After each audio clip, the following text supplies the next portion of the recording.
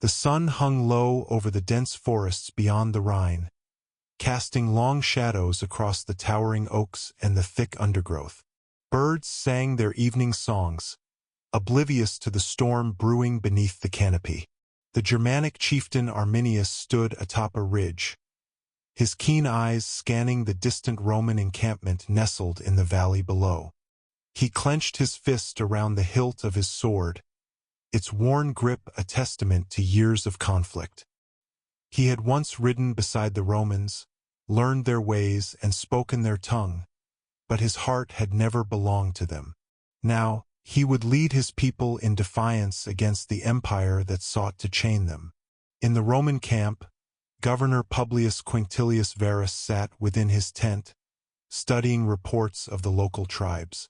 He was confident in his legions, veterans of numerous campaigns, disciplined and well-armed.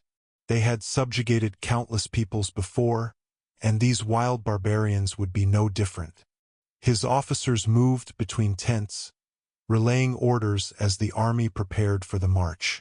The Romans, accustomed to fighting in open fields, were oblivious to the dangers that lurked in the forests ahead. As dawn broke, the legions set forth, their crimson banners fluttering in the autumn breeze. Their armor gleamed in the morning sun, the rhythmic clanking of metal a steady drumbeat of imperial might. Thousands of soldiers marched in disciplined columns, unaware that they were stepping into a carefully laid trap. Arminius had spent months weaving his web, uniting disparate Germanic tribes who had long feuded among themselves. The Cherusci, the Chatti, and the Bructeri now stood together, bound by a common enemy and a shared determination to preserve their way of life. The narrow path wound through dense woodland, forcing the Romans to stretch their formation.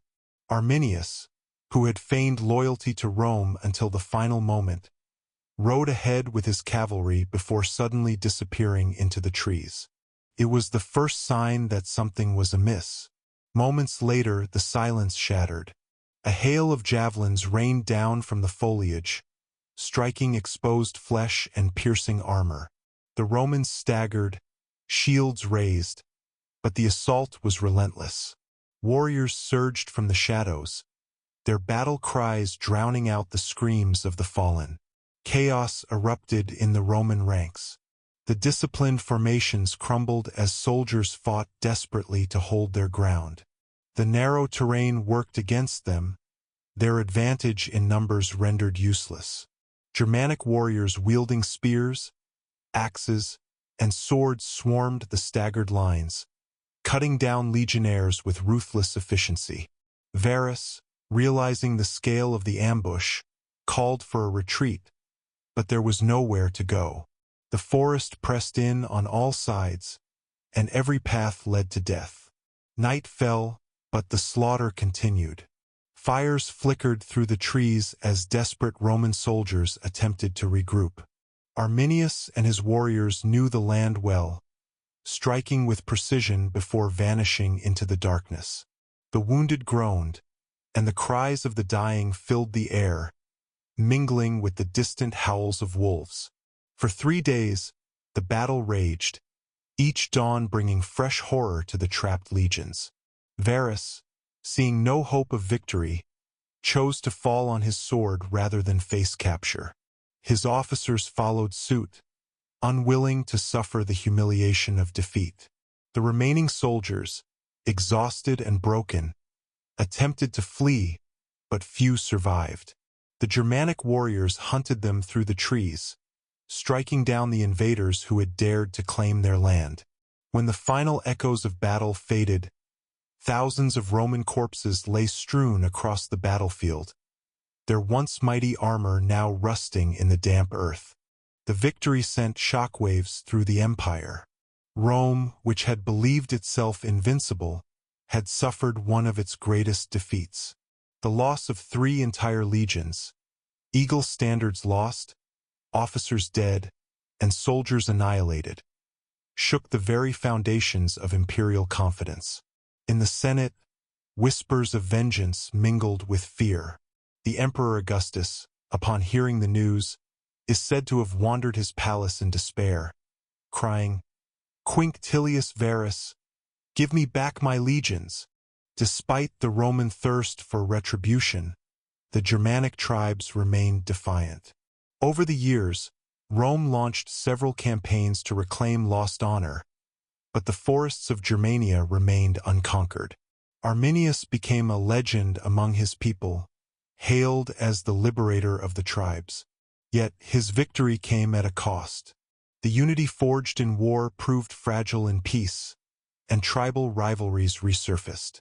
Betrayed by his own kin, Arminius met his end not at the hands of Rome, but by those who feared his growing power. Though Rome would continue to expand its dominion elsewhere, the Rhine would forever stand as a boundary it could never truly breach. The forests remained wild, untamed, and free, a testament to the resilience of those who refused to bow to an empire. The battle that had begun in secrecy and shadows had ended with a resounding message. Rome was not invincible, and the spirit of the Germanic tribes could never be extinguished. Years passed, and the memory of the battle endured. Roman historians recorded the events with bitter reverence, while Germanic bards sang of the triumph that had secured their people's freedom.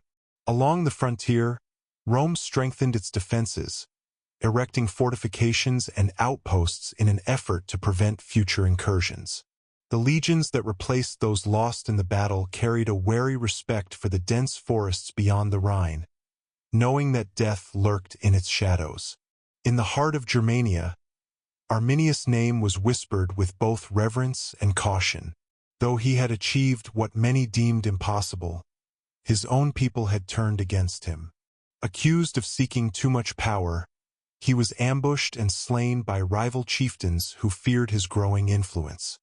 His death fractured the fragile unity he had built, and once again, the tribes fell into their old ways of infighting. Yet, even as they warred among themselves, they never forgot the man who had delivered them from Roman subjugation. Rome, ever resilient, continued its campaigns in distant lands, conquering new territories and securing its borders. But the scars left by the defeat in Germania never fully healed. The empire, once unstoppable, had been humbled. The illusion of Roman invulnerability had been shattered, and the lesson learned in the dark forests of Teutoburg would linger for centuries. In the annals of history, the battle between the Germanic tribes and the Roman Empire remained a defining moment. It was a clash not only of armies but of civilizations, ideologies, and destinies. The Rhine became more than a river. It became a line between two worlds, one ruled by order, discipline, and empire, and the other by freedom, chaos, and an unyielding will to resist. And though Rome would rise and fall, the legacy of that fateful battle endured, a testament to the power of those who dared to defy an empire.